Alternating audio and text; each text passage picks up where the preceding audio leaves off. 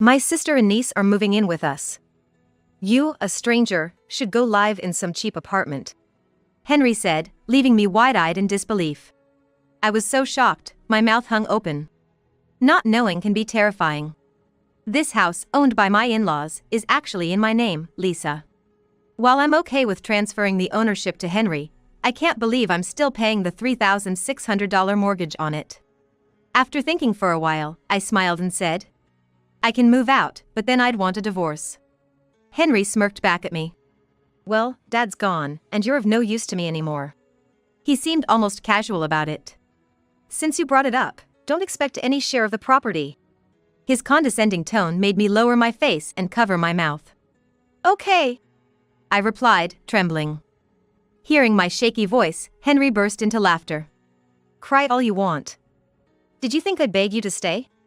Blame yourself for being abandoned by your husband," he taunted.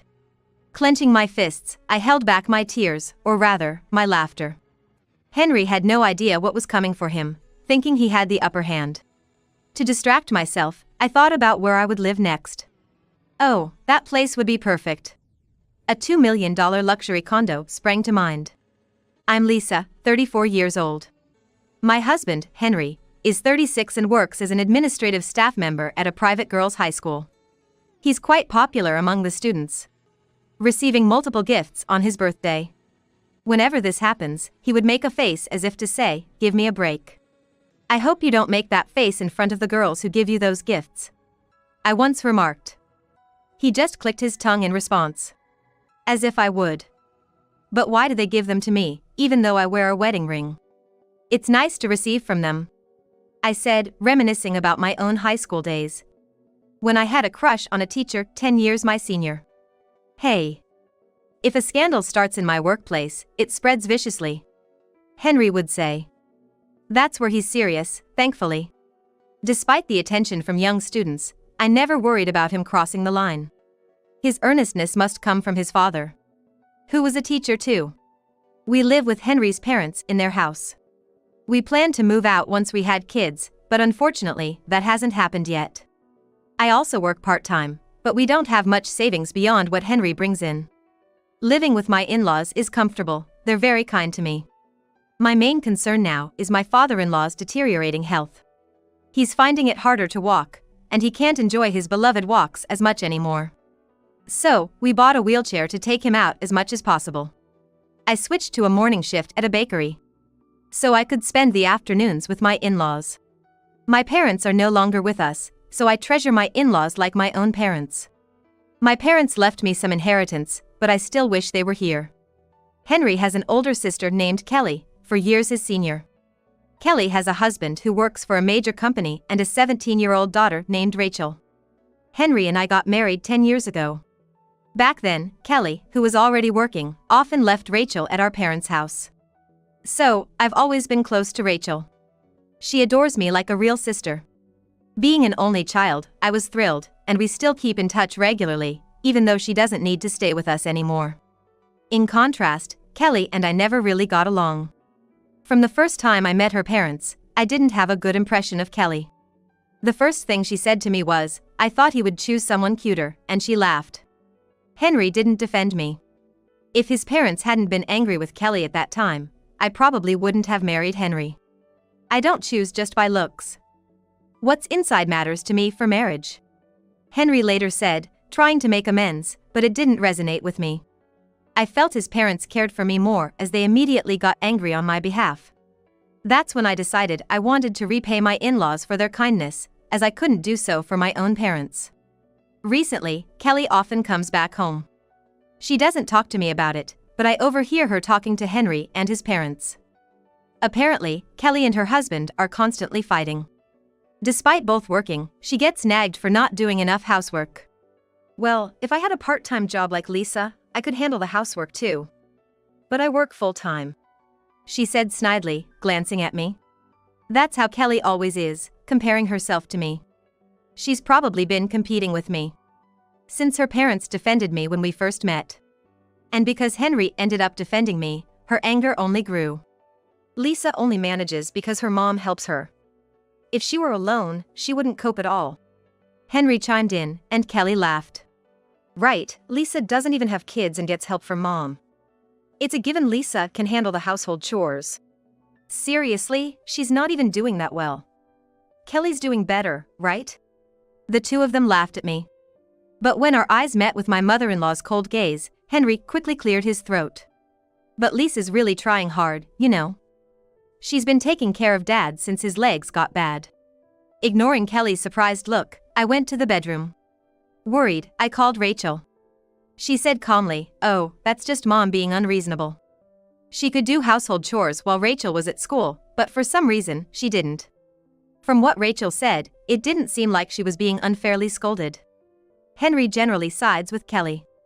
Kelly is competitive with me, and it seems like Henry is competitive with his brother-in-law who works at a prestigious company. But in my opinion, Henry is clearly losing. His brother-in-law contributes much more financially to his family. It's not about earning less. It's about how much of their salary they spend on their family. I don't know the exact details of Henry's income. And he doesn't seem to know or care about how much money I have or earn from my part-time job. I just wish he would contribute enough to live comfortably within his means. I don't even know what he does with the rest of his salary. Sometimes he comes home late, saying like, out with colleagues. Whether that's true or not, I don't know, but Henry, who dislikes being the subject of students' rumors, wouldn't cheat. At least, that's what I believed. Henry contributes $2,000 to the household. Normally, this would barely be enough to live on. This alone could be a reason for constant fights or even divorce. It's my family's house, so we don't need rent, right? But really, $2,000 is a bit. Why don't you ask your parents to contribute to the living expenses? It's not about that. It seemed like he just couldn't understand what I was trying to say. I wasn't asking him to support all three of us alone. But his words and attitude showed a lack of responsibility towards the family. You can say such things after you have kids like Kelly. He added, knowing it would hurt me. I realized then that my husband could care for his sister, but not his wife. Meanwhile, my father-in-law's legs were getting worse. Our house, surrounded by slopes, wasn't suitable for wheelchair use. Why don't we move? I proposed to my in-laws when Henry wasn't around. But the budget. We can use the money from selling this house, and I'll pay the remaining loan. I offered. My in-laws exchanged glances. But Lisa, you shouldn't have to bear such costs. You're already contributing more to the living expenses than Henry, aren't you? My mother-in-law said apologetically. It's okay, I assured her. I have an inheritance from my parents. Using it for you would make them happy. By then, I may have lost almost all my love for Henry. But I still liked my in-laws and wanted to continue living with them. We talked to Henry, and we all decided to move to a new house. We remodeled it for accessibility, with handrails installed for my father-in-law's ease. I think the new house is much more comfortable for him. In the old house, even going to the bathroom was difficult, but here, he can go safely. Initially, my in-laws were hesitant, but they relaxed when I agreed to one condition: keeping the new house in my name, without telling Henry. Also, they didn't want Henry to know about my inheritance. If Henry learns about your money, he'll rely on you even more. We can't allow that. My father-in-law said. He was trying to protect me from Henry relying on my parents' inheritance, which touched me deeply. I wish I was healthier and not such a burden. My father-in-law apologized. I waved my hands. It's not a burden at all. I look forward to our daily walks. My words were met with a warm smile from my father-in-law. Thank you. My father-in-law has lost his appetite and weight since he couldn't walk much. I hoped the new environment would help him regain his health. I truly wished for it from the bottom of my heart. Wow, what a beautiful house! Kelly exclaimed during a visit, walking around without restraint. She tapped on the handrails. But these handrails are in the way. They ruin the look. I think my father-in-law's safety is more important than how it looks. She didn't like my response and just snorted, saying nothing more. We always keep the toilet seat up to make it easier for my father-in-law. We clean regularly to avoid any odors.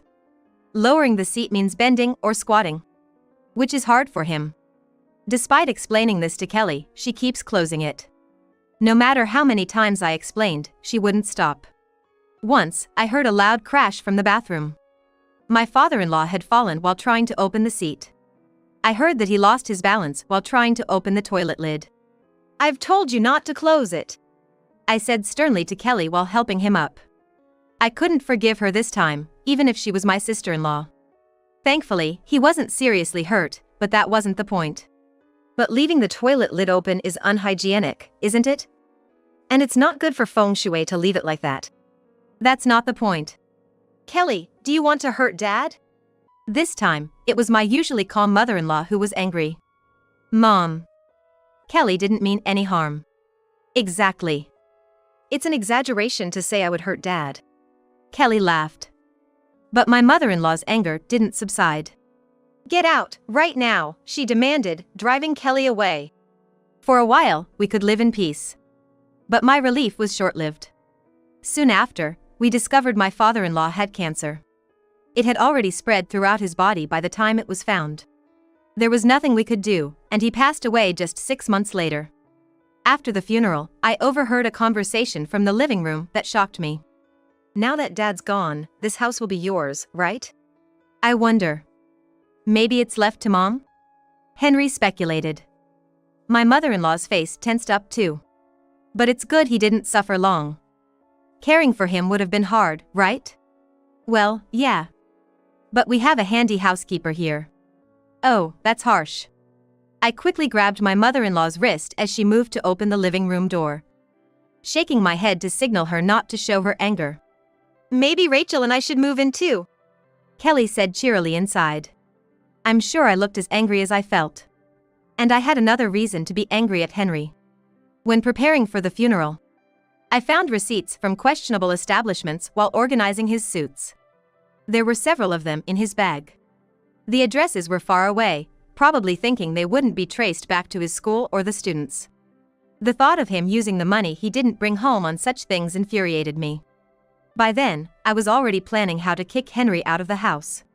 "My sister and niece are moving in.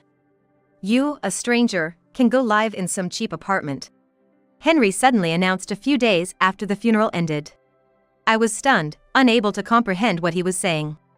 Apparently, Kelly and her husband had been fighting, and she decided to move back to her parents' house, thinking her husband would apologize and ask them to come back.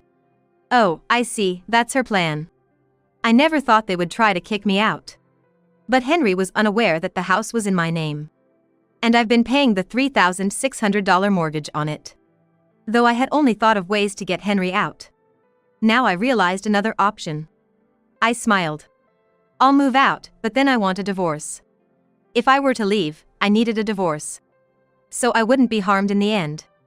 But Henry, unaware of my thoughts, just grinned back. "Well, now that Dad's gone, you're of no use to me," he said with a dismissive look. "Since you brought it up, there won't be any division of property." His condescending tone made me lower my face and cover my mouth. "Okay," I replied, trembling. Hearing my shaky voice, Henry laughed loudly. "Cry all you want. Did you think I'd beg you to stay? Blame yourself for being abandoned by your husband." Clenching my fists, I struggled to hold back my laughter, knowing he had no idea what was coming for him. To distract myself from the ridiculousness of the situation, I thought about where to live next. Oh, that place would be perfect. I envisioned the $2 million luxury condo left to me by my parents. The real estate agent I hired mentioned that the family currently renting one of my properties is planning to move out soon. My parents left me several properties, and the rent from them provides me with a comfortable living. Among these, the condo, my parents' dream home, is special. I wasn't very interested in it before, but living in the last home my parents stayed in doesn't seem like a bad idea. However, I'm worried about something. If I move there, I'll end up living with my mother-in-law and Rachel. I've been racking my brain trying to find a way to rescue them from living with those two. When I leave after divorcing Henry, I'll go to a facility. My mother-in-law announced it to Henry and Kelly when I told them about my decision to leave. "What? Why?" "Kelly's coming back to live here." "Yeah. Dad will be lonely if you say things like that." "Dad will be lonely?"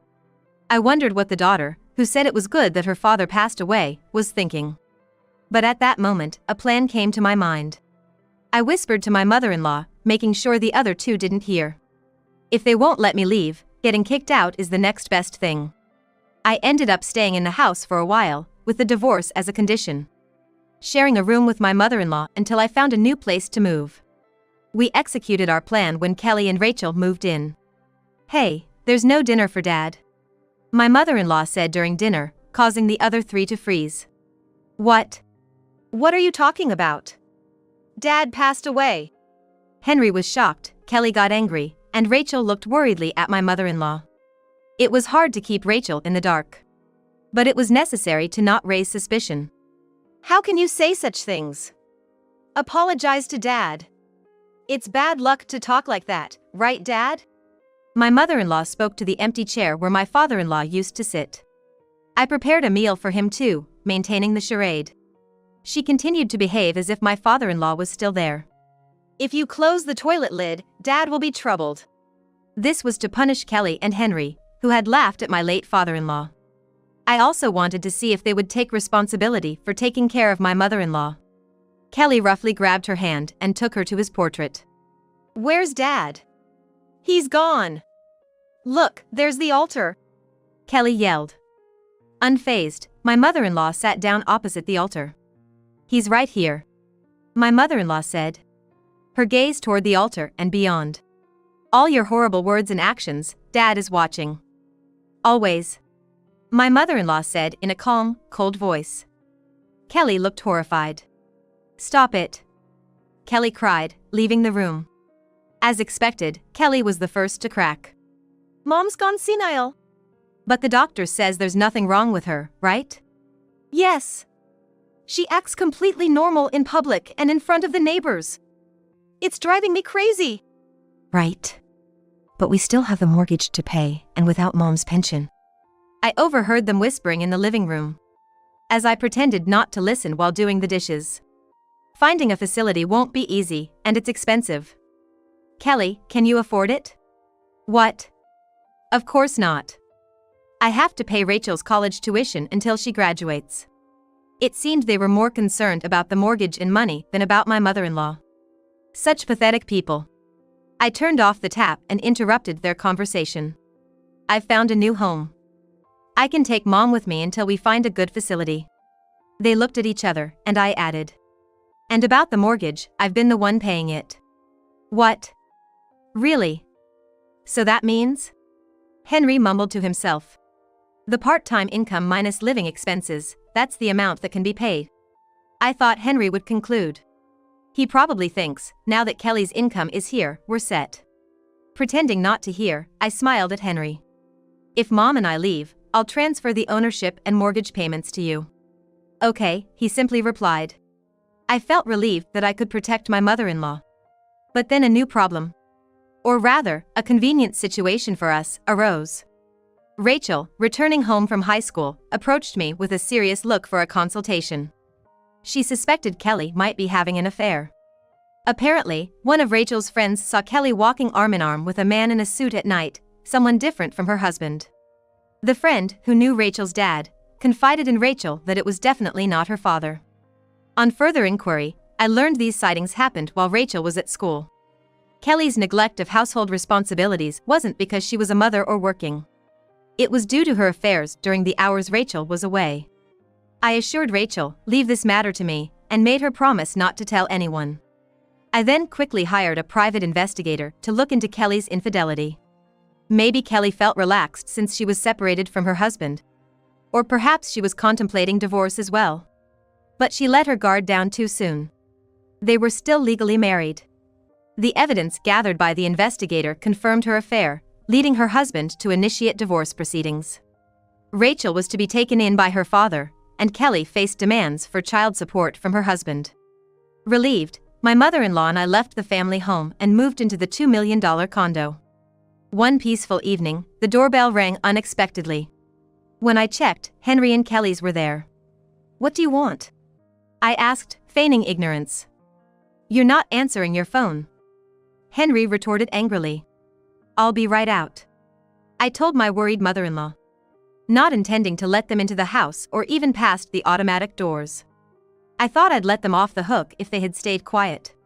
Sighing, I went out to the entrance hall. Let's not talk here, I suggested and drove us to a nearby cafe. In the car, Henry kept asking, "How can you afford to live in such a fancy condo?"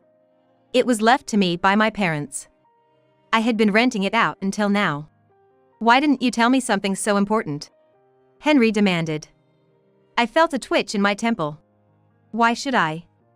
I've always contributed my share for living expenses, and this property doesn't fall under property division. After all, it was Henry who had insisted on no division of property. Upon reaching the cafe, their real concern turned out to be the mortgage of the family home. "Why is it so high? $3,600 a month." Henry fumed in a raised voice, barely containing his desire to yell. I sipped my coffee slowly and then smiled. That's the value of living in such a house, isn't it? Don't joke around. Henry slammed the table, drawing attention. Kelly intervened, trying to calm him down.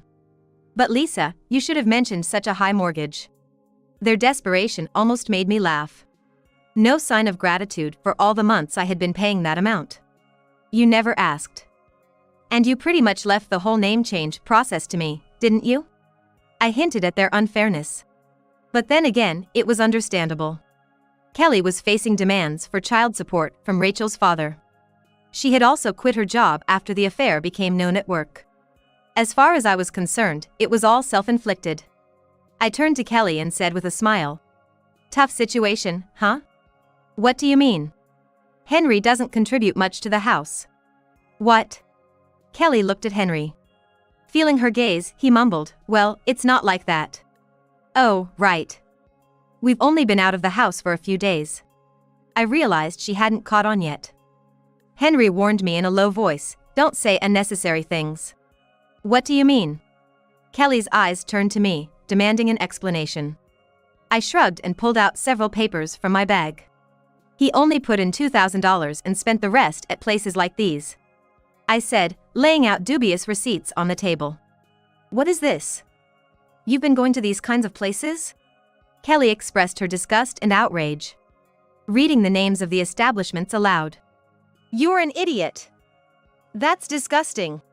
Kelly's outburst, after tossing away the receipts, seemed to hit a nerve with Henry. "What are you talking about? You're the one who's disgraceful, having an affair with a colleague." Their ugly spat unfolded right before me, making me want to tell them they were both equally to blame. As they argued, I quietly observed, sipping my coffee. Judging that a complaint from the cafe might be imminent, I spoke to Henry. "Oh, right. Sorry about that," I said, prompting him to stop arguing with Kelly. There was a sense of alertness in his tone, recognizing that he should be cautious. "What?" he asked, sounding probing. "I forgot to mention, there's a popular recreation center near this cafe." "Huh?" They both looked at me puzzled, not grasping my point yet. "Many students hang out here after school." I leaned in and whispered to Henry. "See, familiar uniforms everywhere. I wonder how many of them are here." Suddenly, Henry stood up with a loud noise, noticing the gazes of the girls around us. I could hear their giggling. My choice of this cafe had finally sunk in for him. "Just so you know, I didn't raise my voice." Standing, Henry looked down, trembling. His hand on the table was clenched so tightly it turned white. "Thanks for embarrassing yourself. School tomorrow should be interesting," I said, leaning in and grinning at him. He collapsed to the floor in defeat.